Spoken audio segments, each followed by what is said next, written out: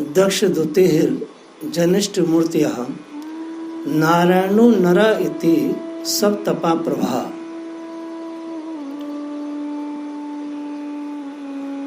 भगवान अपना प्रचार, अपनी भक्ति तप स्वयं करके दिखाते हैं। ये बात हमारे हृदय से बार बार निकल रही है। ये जो भगवान का ये जो अवतार क्रम है, इस अवतार क्रम में ये बात कह रहा हूं।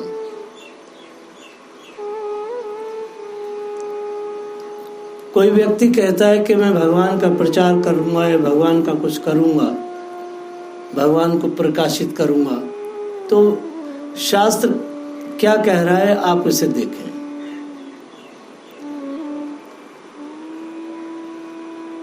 भगवान ब्रह्मा ने कहा, सृष्टि के प्रारंभ में लोगों की रचना की इच्छा से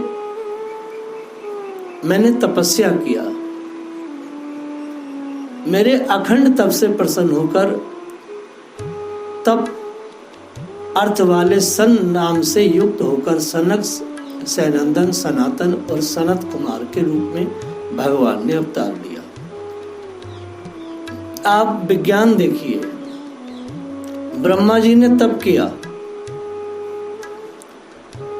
भगवान ने देखा कि ब्रह्मा ने बहुत बड़ा तप किया,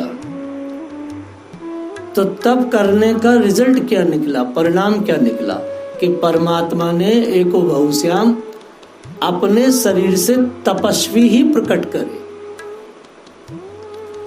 क्योंकि भगवान के जैसा भगवान ही और कोई नहीं हो सकता।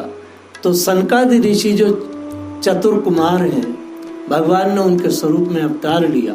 अर्थात सनकादि ऋषि जो हैं वह भगवान ही है, भगवान के तप का ही विस्तार है। तो कोई साधु संत साधारण जो भगवान का नहीं है, वो कितना तप कर ले, लेकिन भगवान के जैसा तप नहीं कर सकता। भगवान ही है वो।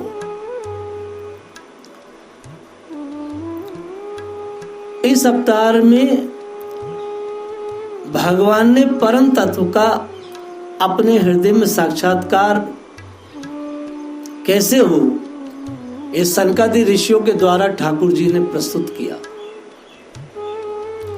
अगर किसी व्यक्ति को तप करना है, तप की तरफ जाना है, भगवान का अनुभव करना है, तो सनकादि ऋषियों का मार्ग अनुभव करे, उसका अनुगमन करे, उस पर चले।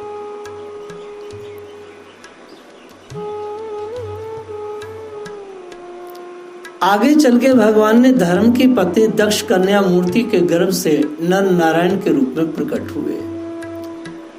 नारायणो नर इति सब तपः प्रभाव। भगवान की तपस्या भगवान के जैसी ही थी। अगर कोई व्यक्ति तप करना चाहता है तो भगवान कह रहे हैं कि जब तक मैं करके नहीं दिखाऊंगा तो बच्चों को आएगा नहीं। माँ होती है तो माँ खाना खिलाना सिखाती है, जब छोटे से बच्चे को 1-1.25 साल के, तो फिर पहले खुद खाती है, ऐसे झूठ-मूठ चबाती है, तो उस बच्चे को देती है, वो खाना सीख जाता है। तो नर नारायण का जो भगवान अवतार लिए मूर्ति देवी के गर्भ से, वह अवतार भगवान इसलिए लिए, ब्रह्मा जी कह रहे हैं नारद से कि उनकी जो तपस्या थी वो कोई साधारण साधु समाज जैसी नहीं थी। उनकी तपस्या का जो लेवल था उनके जैसा ही था। तो कोई भगवान को क्या तपस्या करके दिखाएगा। भगवान का तप भी भगवान के जैसा है। बड़ा सुंदर श्लोक है, आज का यही टाइटल है। इंद्र की भेजू ही काम की सेना अप्सराएं उनके सामने जाते ही अपना स्वभाव खो बैठी। देखिए क्या स्थिति है। नारद जी कह रहे हैं नारायणो नरा इति सब तपः प्रभाव। भगवान की तपस्या भगवान के जैसी थी। कहते भाई कहाँ से ज्ञान लेके आए? बोले अमुक गुरु से। तो अमुक गुरु का जो ज्ञान है ना वो गुरु जैसा ही होगा। अगर कोई खल गुरु है तो उनका ज्ञान भी खल है, कामी गुरु है तो उनका ज्ञान कामी वाला होगा, कोई कुछ होगा कोई कुछ होगा। तो यहाँ ये बात सिद्ध हो रही, भगवान का तप भगवान के जैसा था, उनके तप का प्रभाव भी उनके जैसा था। व्यक्ति का एक शरीर का प्रभाव होता है कैसा, जैसे उसका शरीर का प्रभाव है उसके तप का प्रभाव भी वैसा ही होता है। उसके ज्ञान का, उसकी विद्या का, उसका हर चीज का प्रभाव चूंकि शरीर के द्वारा है ना, शरीर एक उसका जो पूर्व जन्म से जो मिला है उसके अनुसार उसका हर क्रिया का स्वरूप बन जाता है। तो भगवान जैसे हैं उनका तप भी वैसा ही था, उसका प्रभाव भी वैसा था। जब इंद्र ने अपनी सेना भेजी, अप्सराएं इत्यादि, तो ब्रह्मा जी कह रहे हैं पुत्र, वह सारी की सारी अप्सराओं ने भगवान को देख करके अपना स्वभाव खो बैठी। वो कैसे खो बैठी भाई? क्योंकि भगवान है ही ऐसे। भगवान के तप का प्रभाव भगवान के जैसा है। भगवान के जैसा संसार में कोई है नहीं। साधारण मनुष्य कोई साधु संत तप करे और कोई स्त्रियां आ जाए तो नष्ट हो जाए, विश्वामित्र इत्यादि सब खत्म हुए।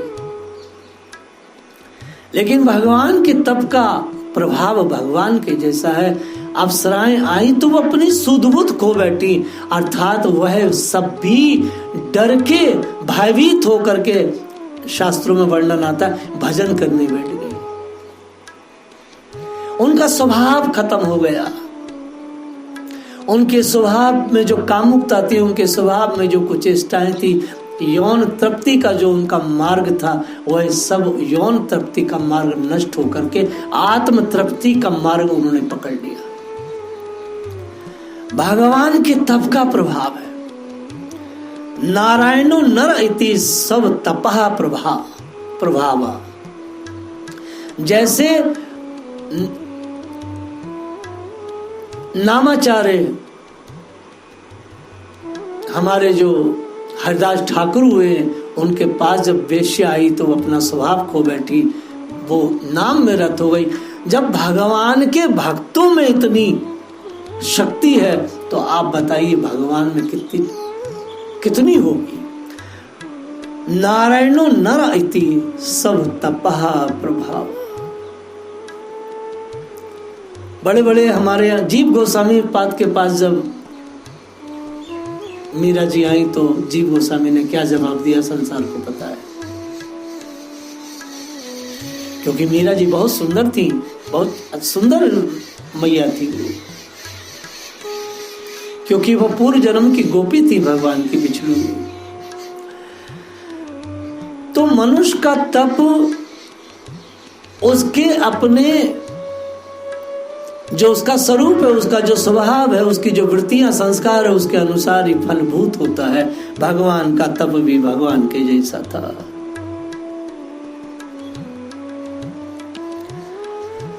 वह अपने हाव भाव से उन आत्म स्वरूप भगवान की तपस्या में विघ्न न डाल सके। आगे नारद जी, आगे ब्रह्मा जी एक बड़ी सुंदर बात कह रहे हैं। कामम दहंती कृतिनो ननु रोष दृष्टया। कामम दहंती कृतिनो ननु रोष दृष्टया। और कामा कथम नु पुनर्स्य मन शेहता। शंकर भगवान, नारद जी आदि महानुभाव अपनी रोष भरी दृष्टि से कामदेव को जला तो देते हैं, परंतु अपने आप को जलाने वाले असहाय क्रोध को वो नहीं जला पाते। वही क्रोध नर नारायण के निर्मल हृदय में प्रवेश करने के पहले ही डर के मारे कांप जाता है, फिर भला उनके हृदय में काम का प्रवेश तो हो ही कैसे सकता है। कामम दहंती कृतिनो ननु रोष दृष्टया। शास्त्र एक बात बड़ी अच्छी कह रहा है। आपकी तपस्या, आपका भजन आपके अपने निज स्वभाव संस्कार के अनुसार होगा।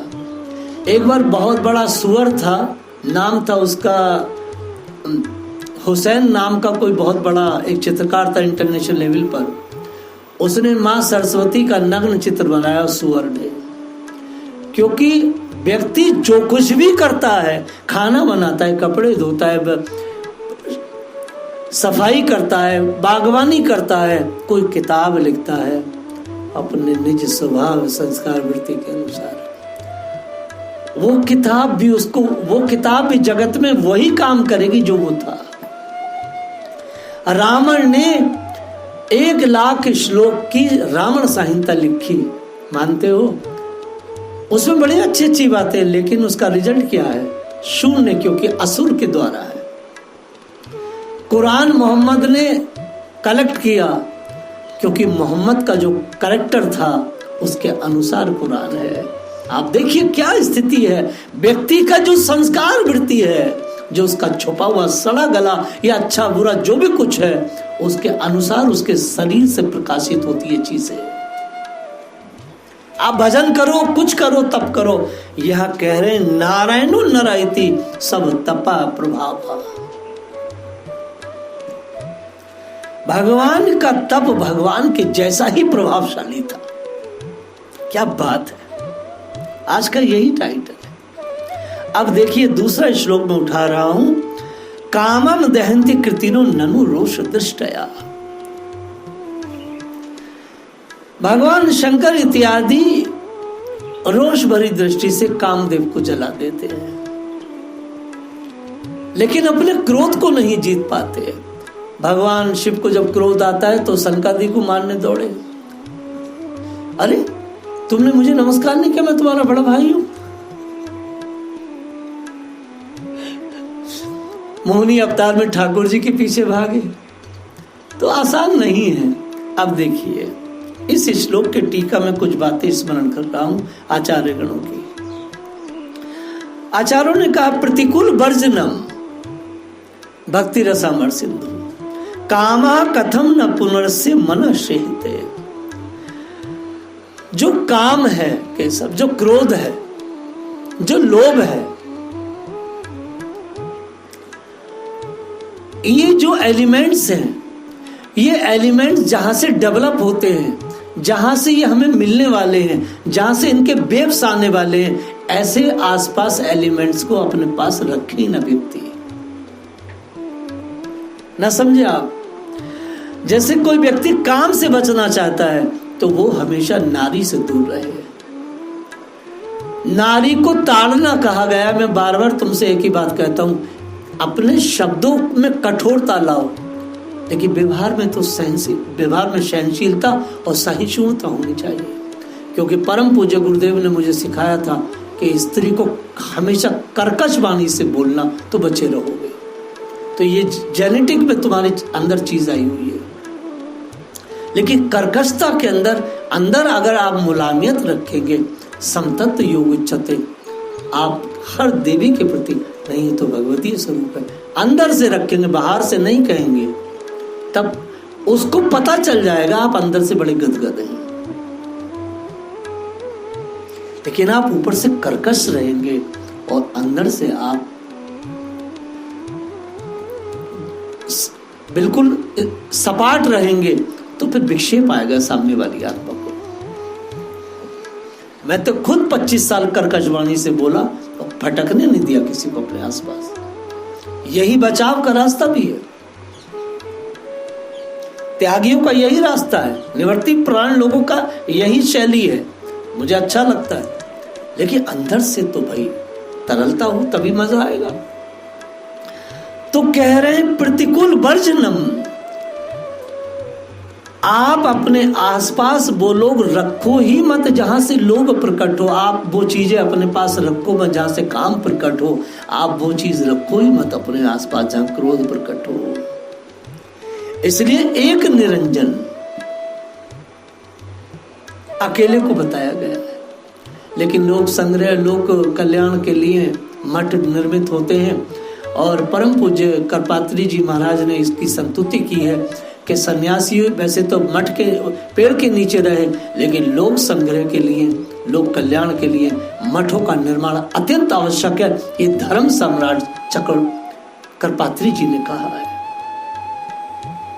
यद्यपि वेद में स्पष्ट नहीं है, लेकिन उन्होंने अंदर से निकाल के बात कही है और उनको कोई काट नहीं पाया आज तक। ऐसा धर्म धुरंधर इस समय इस कली काल में होना मुश्किल हो। सर्वमान्य महात्मा, सब ने उनको मान दिया, करपात्री जी महाराज।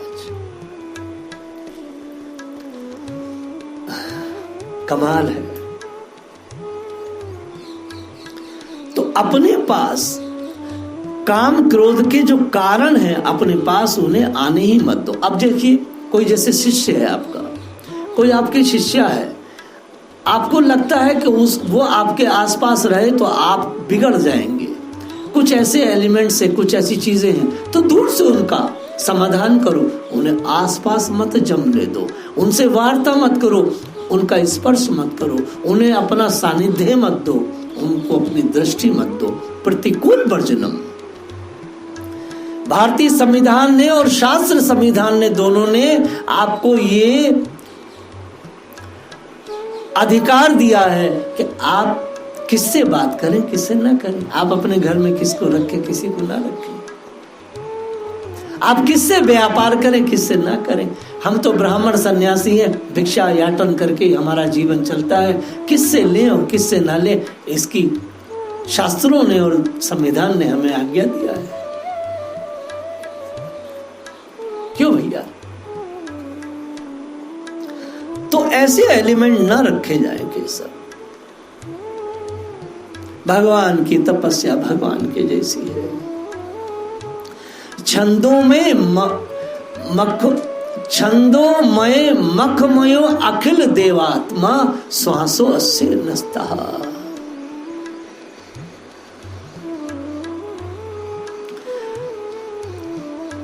भगवान का विग्रह वेदमय है, यज्ञमय है और सर्वदेवमय है।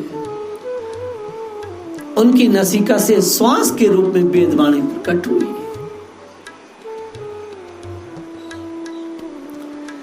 भगवान ने नाभि की पत्नी सुदेवी के गर्भ से ऋषभदेव के रूप में जन्म लिया। अब देखिए, एक बात है बड़ी सुंदर। जैसे कोई व्यक्ति ये कहे कि हम अवधूत बन के रहेंगे, परमहंस पद पर जाएंगे, ऐसा करेंगे वैसा करेंगे, तो भगवान ने कहा, अरे भैया तुम क्या करोगे, देखो मैं तुम्हें बन के दिखाता हूं। परमहंस किसे कहते हैं, योगाचार्य किसे कहते हैं। तो भगवान ने ऋषभदेव के घर में जन्म लिया, भगवान ने नाभि के घर में जन्म लिया ऋषभदेव के रूप में। और क्या स्थिति बनी ठाकुर जी की कि अवधूत कैसा होता है, परमहंस पद क्या होता है, ये भगवान ने अपनी करनी से बताया। परम भगवान ने मत्स्य के रूप में अवतार लिया, राजा सत्यव्रत की रक्षा किया और धरती के उस समय जल पर विहार किया और वेदों की ठाकुर जी ने रक्षा किया। देव दानवों के उस मंथन में ठाकुर जी ने कश्यप का अवतार लिया। भगवान ने जब कश्यप का अवतार लिया तो उस पर जब वो मंदराचल रखा गया, तो आचार्य सुखदेव कहते हैं जो इतना बड़ा मंदराचल भगवान कश्यप के पीठ पर रखा गया, तो वो जो खोज ऐसे रख रहा था तो भगवान को ऐसी गुलगुली सी खुजली सी हो रही थी, इतने बड़े पर्वत को धारण करके ठाकुर जी को। भगवान कहते, देखो इसे कहते धारणा। हमारे जैसे लोग क्या धारण करेंगे, भगवान ने इतना बड़ा पर्वत धारण किया। भगवान ने देवताओं के भय को मिटाने के लिए नरसिंह का अवतार लिया।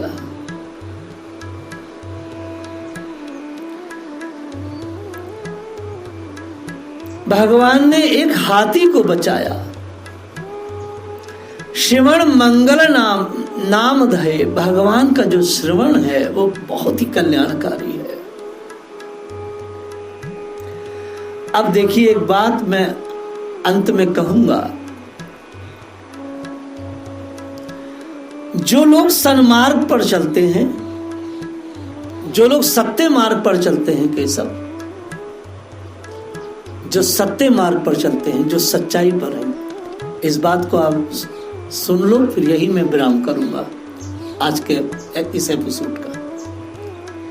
जो लोग सन्मार्ग पर चलते हैं, जो सत्य के मार्ग पर चलते हैं, जो कहीं से भी लूज नहीं है, एक एक कण जिनका परमात्मा के लिए है, भगवान के लिए जीते हैं, उनके लिए बोलते खाते पीते हैं,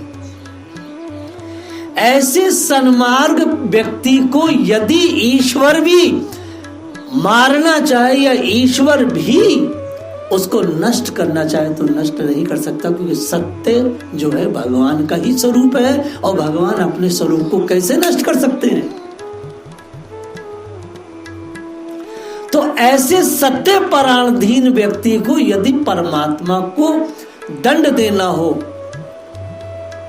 परमात्मा को कुछ उससे लेना हो, तो भगवान सिर्फ याचना कर सकते हैं, उससे भिक्षा मांग सकते, छीन नहीं सकते, क्योंकि भगवान अपने स्वरूप से कैसे छीने।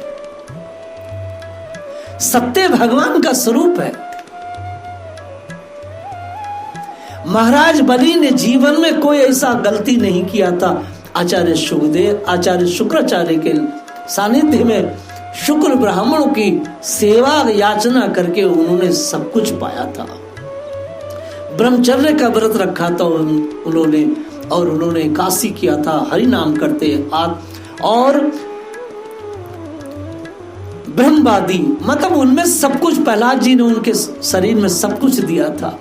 ऐसे शक्तिशाली वैष्णव के आगे भगवान ने देवताओं से कहा कि भैया मैं बलि से कुछ कह नहीं पाऊंगा, युक्ति से काम लेना होगा, मैं भिक्षा मांगूंगा। आचार्य सुखदेव कह रहे हैं कि सन्मार्ग पर चलने वाले पुरुषों को याचना के सिवा किसी उपाय से समर्थ पुरुष भी अपने स्थान से हटा नहीं सकते, ऐश्वर्य से च्युत नहीं कर सकते, अर्थात छीन नहीं सकते। क्या बात है।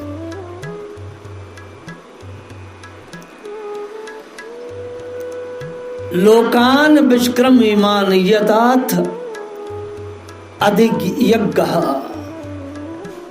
यज्ञ पुरुष भी कुछ नहीं कर सकता। और बलि महाराज ने सब कुछ, अब याचना भगवान ने कही तो सब कुछ दे दिया, लास्ट में अपना शरीर भी दे दिया। शुक्राचार्य गुरु ने कहा पुत्र इनको मत दो, ये विष्णु है।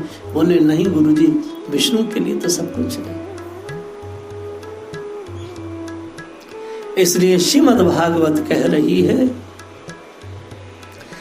ज्ञानम च भागवतम आत्म सह तत्वम दीपम। अगर कोई व्यक्ति सत्य के मार्ग पे डट करके और भगवान का यजन करता है तो पता क्या मिलता है उसे। फिर दोबारा से आप सुन लो बार बार, ज्ञानम च भागवतम आत्म स तत्वम दीपम।